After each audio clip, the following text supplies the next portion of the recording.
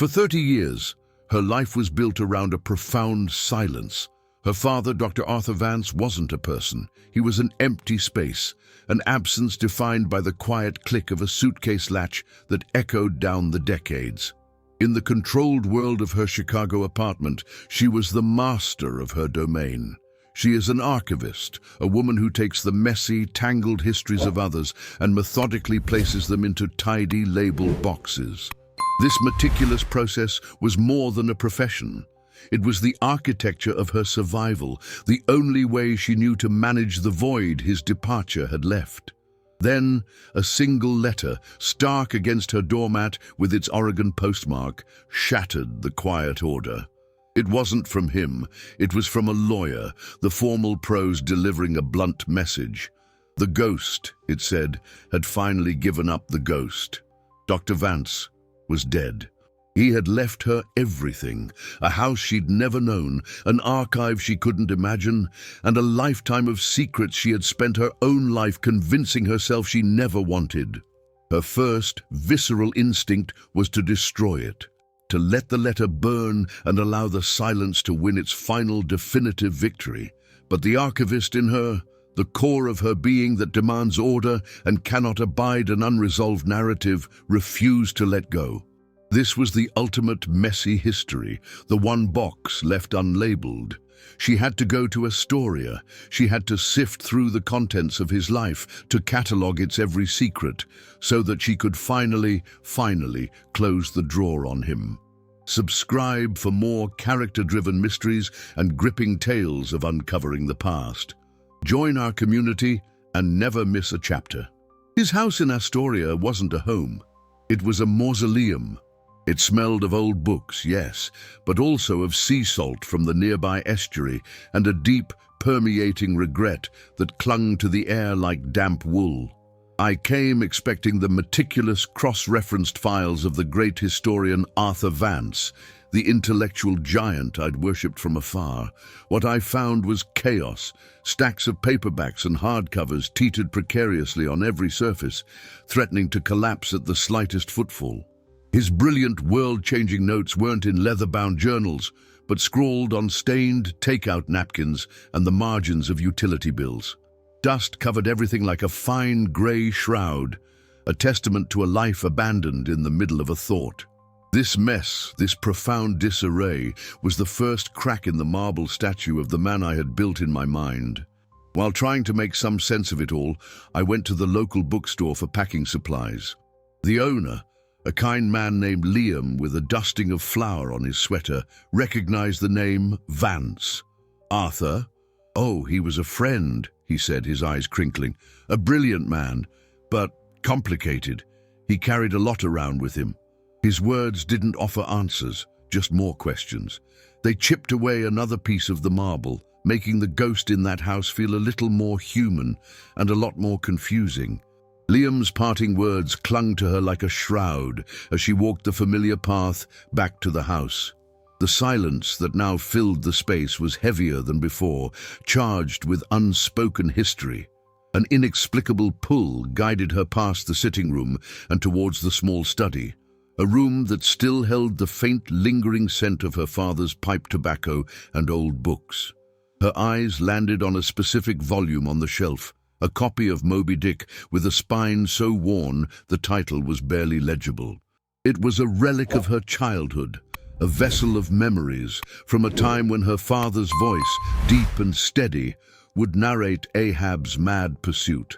Her fingers traced the faded whale illustration on the cover before she pulled the book from its place. It felt heavier than she remembered, and as she opened it, a small, flat packet fell into her lap. A stack of letters, yellowed with age, was bound tightly with a piece of simple twine. On the top envelope, in his elegant, sloping script, was her name. With hands that trembled almost uncontrollably, she untied the knot and began to read. The man who emerged from the ink-stained pages was a stranger. This was not the quiet, emotionally distant father she had known. This man wrote with a poet's soul about his fears of mediocrity and the terror of an unlived life. He poured out his passion for the grand, sweeping narratives of history, seeing himself as a mere footnote in a story too vast to comprehend. A profound, soul-deep regret saturated every line, a sorrow so palpable it seemed to press down on her, a physical weight in the quiet room. It was a confession, a desperate apology, a self-portrait of a man utterly heartbroken by his own choices. Yet for all their devastating beauty, the words danced around the one question that had defined the contours of her life, the one that had echoed in her loneliest moments. Why? Why had he left? Why had he never said any of this to her? The letters were a ghost's lament, offering poetry where she craved a simple, painful truth. It was in the very last letter that the floor gave way. He wrote of a cherished photograph he kept, not of her mother, but of another woman. A woman with a smile he described as the anchor in my storm, pictured at a place he called Serenity Point.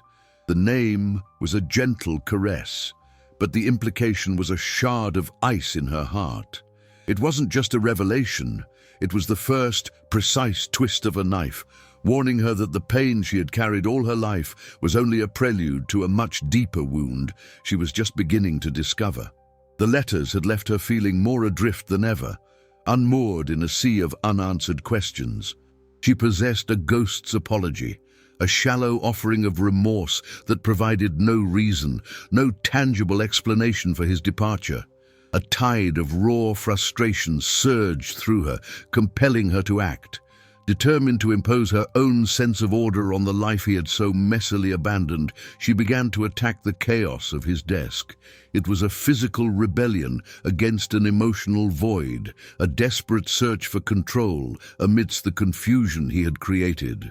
Her fingers, sifting through layers of paper and forgotten trinkets, brushed against a loose piece of wood tucked away at the very back of a drawer.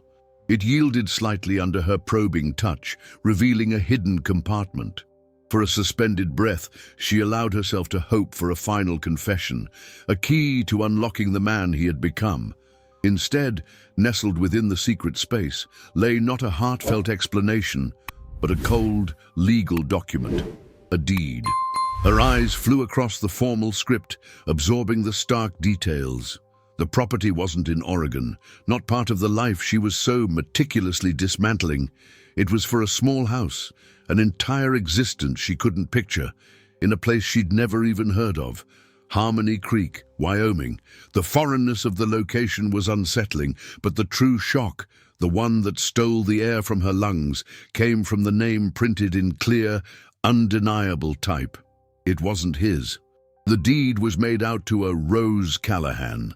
In that instant, her neat, contained project, the quiet, methodical task of archiving a dead man's life, shattered. The scope of his secrets expanded exponentially, becoming a vast, unknown territory. This was no longer a simple, tragic story of a man who left. It was the undeniable proof of a man who went somewhere else, to someone else. The drive initiated a schism in her world, cleaving the misty, gray coast of Oregon from the high, dusty plains of Wyoming. It felt less like a journey and more like crossing a threshold into another dimension. She steered the car eastward, consciously leaving behind the salt-scrubbed air and the perpetual dampness that clung not just to the wool of her coat, but to her very soul, a lingering residue of regret that felt as tangible as the fog. With every mile that unspooled before her on the hot asphalt, the sky seemed to stretch, pulling itself wider and bluer, shedding its coastal haze.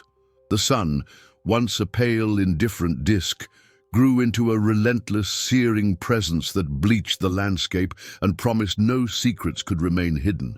She felt the geographic shift as a physical shedding of a former self, a sloughing of skin.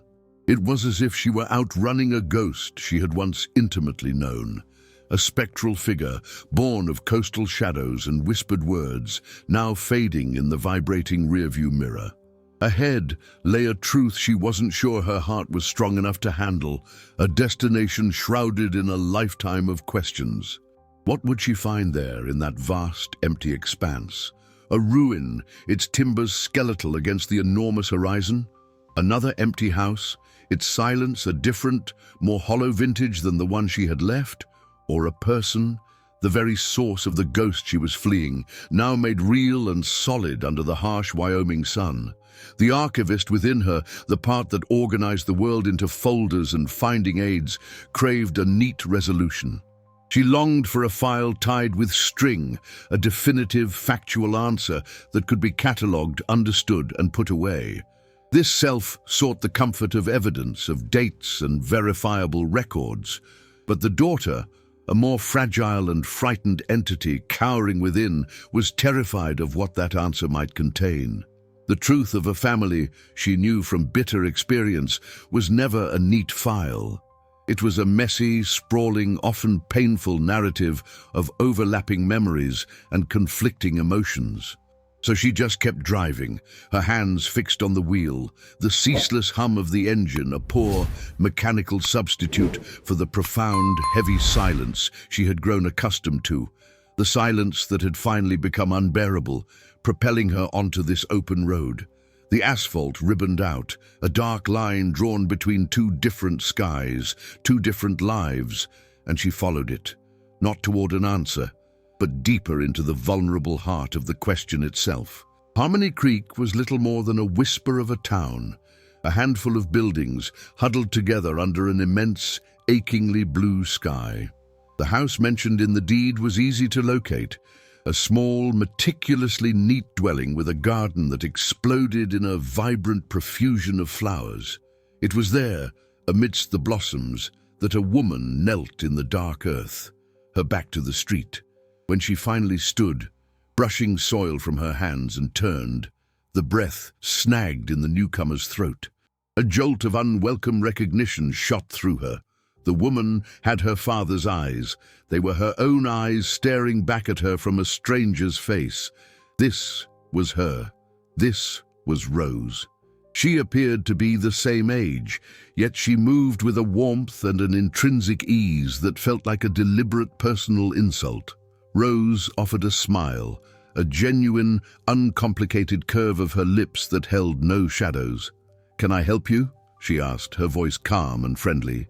In that serene figure, the visitor saw everything: the life she had been brutally denied, the cherished daughter who had been allowed to stay, to put down roots in this sun-drenched soil. In that instant, the carefully curated resentment she had nurtured against her father for a lifetime curdled, transforming into something new, something sharper and more bitter, and it aimed itself with vicious precision directly at Rose. He almost got back in his car and drove away, the impulse to retreat from the unfamiliar doorway nearly winning out. But Liam's voice echoed in his mind, a steadying reminder: seek connection, not just facts. So he stayed. With a deep breath that did little to calm his nerves, he turned back to the woman on the porch. He didn't know what to say, how to begin to explain the lifetime of silence he carried. Instead, he simply held out the thick stack of unsent letters, a testament to decades of unspoken words. My father, wrote these," he stammered, the confession feeling both monumental and inadequate. The woman, Rose, looked from the yellowed envelopes to his face, and a flicker of profound understanding crossed her features. She invited him inside. The house was a revelation, saturated with light and the vibrant hum of life, the exact opposite of the solemn mausoleum he'd left behind in Astoria. They sat at her sun-drenched kitchen table, a chasm of 30 years yawning between them. He watched her read, her expression shifting with each page she turned, each line of ink his father had penned to a son he never knew. When she was done, she looked up, her gaze a complex mix of confusion and a deep, unexpected sympathy. "He wrote to my mother, too," she said, her voice soft but clear. In that moment of shared mystery, the vast emptiness between them began to close. For the first time, a fragile bridge started to form over that chasm, built not of answers, but of a mutual, binding confusion. The tentative connection between them strengthened over the course of the following day. They talked, carefully navigating around the large, painful subjects that loomed unspoken, and instead found common ground in smaller, safer topics. They spoke of books they had loved, the quiet satisfaction of gardening, and the different qualities of the skies under which they had grown up. As Rose began to see that her visitor was not there to cast blame, but was instead just as lost in the unfolding mystery as she was, a fragile trust began to bloom. "My mom, Sarah, she kept everything," Rose said, her voice softening as she led the way to a closet. "She passed a few years ago. I haven't really been able to go through it all." From a high shelf, she retrieved a simple wooden box, dust motes dancing in the dim light as she placed it in her hands. "His letters to her are in here, I think." They both stared at the box, a silent understanding passing between them. In that charged moment, the protagonist felt an overwhelming surge of hope wash over her. This was it. It had to be the final piece of a puzzle that had haunted them both for so long. Within that unassuming wooden container lay the potential for an answer, a truth that could explain everything and finally allow them to put their shared ghost to rest. They opened the box together. Inside lay letters in his familiar sloping handwriting, addressed to Sarah. As they spread them out on the floor, placing them next to the ones he had written to his other daughter, a sickening timeline began to emerge. The dates on the letters overlapped, weaving a tapestry of deceit. To one, he wrote of a lonely life as a scholar in Oregon. To Sarah, he described planting a garden with her in Wyoming. He hadn't chosen one family over another. He had simply chosen both, and neither. He was a phantom, an architect of two lives built on lies. For the daughter who had defined herself by his absence, this discovery shattered everything. The invisible wound she had carried her whole life, the one she believed made her unique in her suffering, was a fiction. She wasn't his singular tragedy. She was just one of two. On the sun-drenched kitchen floor, her entire identity as the abandoned child collapsed into dust. Hollowed out, she escaped to the porch, seeking refuge in the cooling evening air that did nothing to soothe the emptiness within. In her hands, she held his last, most beautiful, unsent letter. The crisp paper, filled with his elegant, looping script, had been read and reread until the folds were soft as cloth. It was the letter that had almost made her forgive him, that had almost bridged the chasm of their shared history. He had written about his primordial wound, a phrase so poetic, so exquisitely crafted, it felt perfect. On the first reading, it had been a key, promising to unlock the guarded chambers of his heart. But now, under the porch light's sterile glow, the words seemed to shimmer with a false luminescence.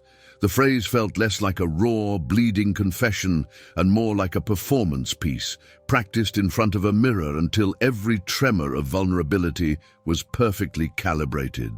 It was polished, an artifact of pain rather than its true expression. Her father, the celebrated academic, had always curated his own legend, and this felt like his final, masterful act of self-mythologizing. The wound wasn't a revelation. It was a literary device. A sudden, sharp clarity cut through the dull ache of her grief. It was an instinct, a flicker of suspicion that demanded to be followed. On a whim that felt more like a necessity, she called Liam back at the bookstore in Astoria, the comforting clutter of his world a distant anchor. "Liam," she began, her voice steadier than she expected, "the executor of my father's will, a Miss Albright. Did you know her?" "Oh, sure." Liam's familiar warm voice came through the line, oblivious to the precipice on which she stood. Stern woman. She was his most devoted student back in the day, worshipped the ground he walked on. Actually, she wrote a piece about him for the University Alumni Journal a while back. A real tribute. A tribute. The word didn't just hang in the air, it landed with the dead weight of a coffin lid. A cold certainty washed over her, displacing the last vestiges of sorrow. The beautiful, aching letter was not a private apology to his daughter. It was a draft, an excerpt for a larger work, perhaps even the tribute itself, workshopped and refined for an audience of adoring followers like Ms. Albright. The primordial wound wasn't his secret pain shared with her, but a public thesis. The hollow feeling inside her was finally filled, not with forgiveness, but with the icy, immutable truth of his performance.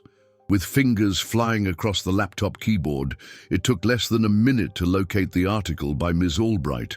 The file opened to reveal a wall of text, its prose dense and academic, laced with an almost reverential admiration for the great Dr. Arthur Vance. As her eyes scanned the scholarly work, a particular sentence snagged her attention, stopping her breath in her throat.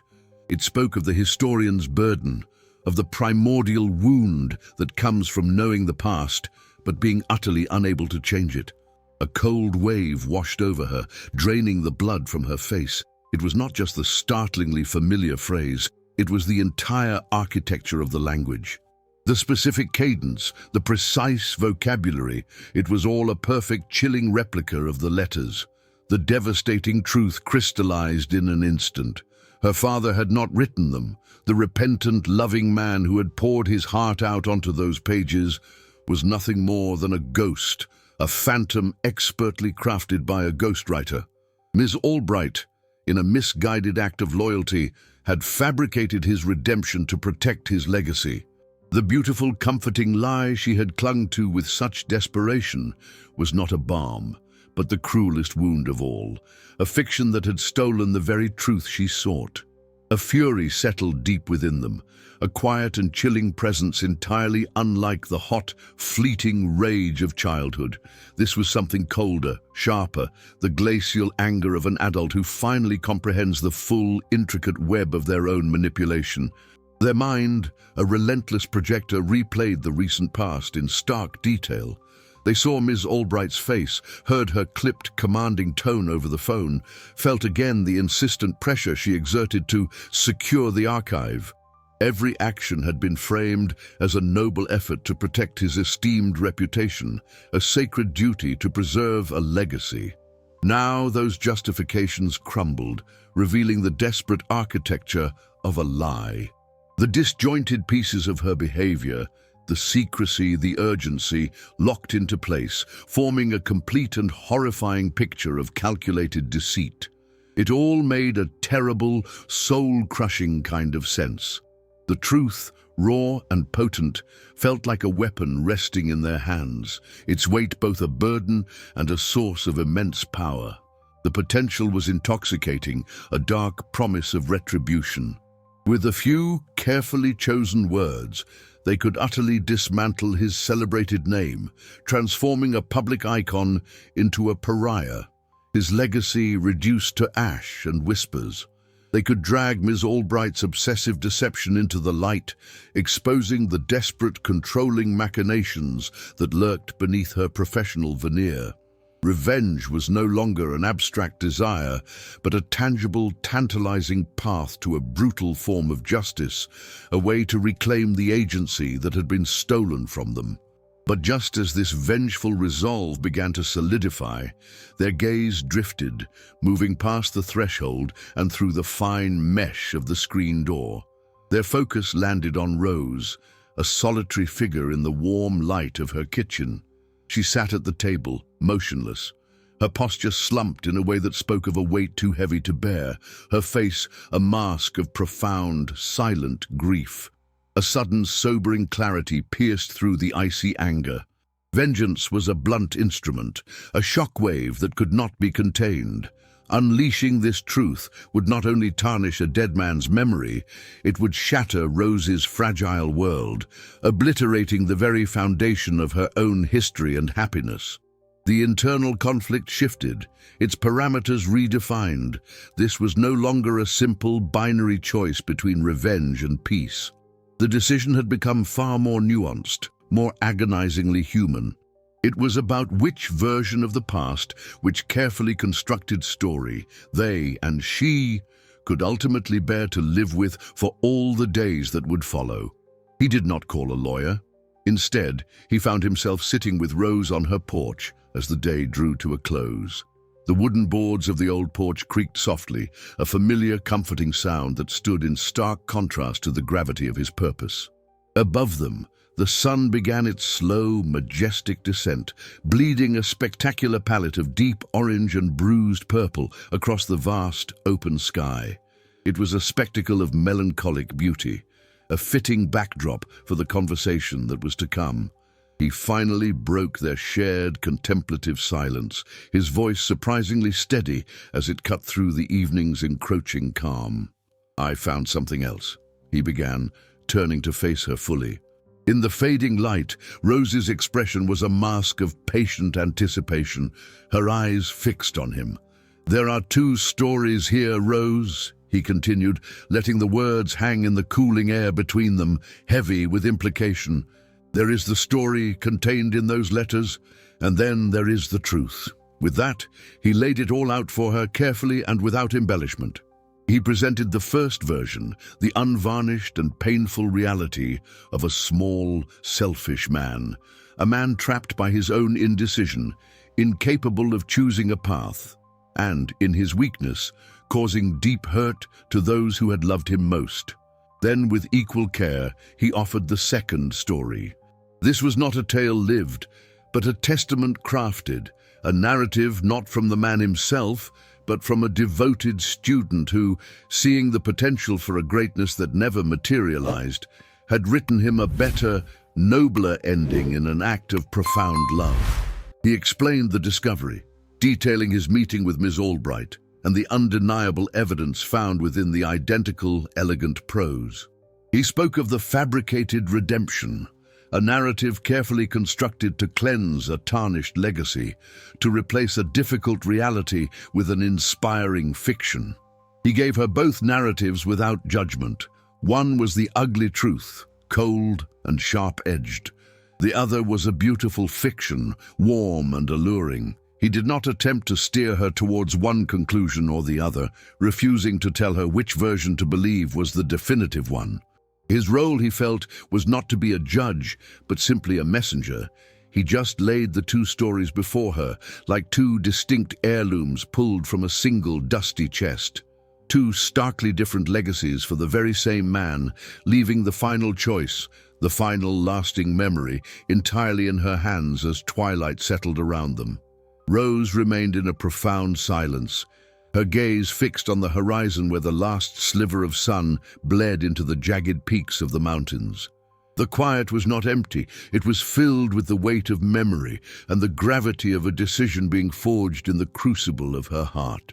Her companion stood by, respecting the space she needed, feeling the tension in the cool evening air. Finally, her voice, heavy with unshed tears and newfound resolve, broke the stillness. "I think," she said, the words catching in her throat, "I think I want to remember the man in the letters." The declaration hung in the air, simple yet monumental.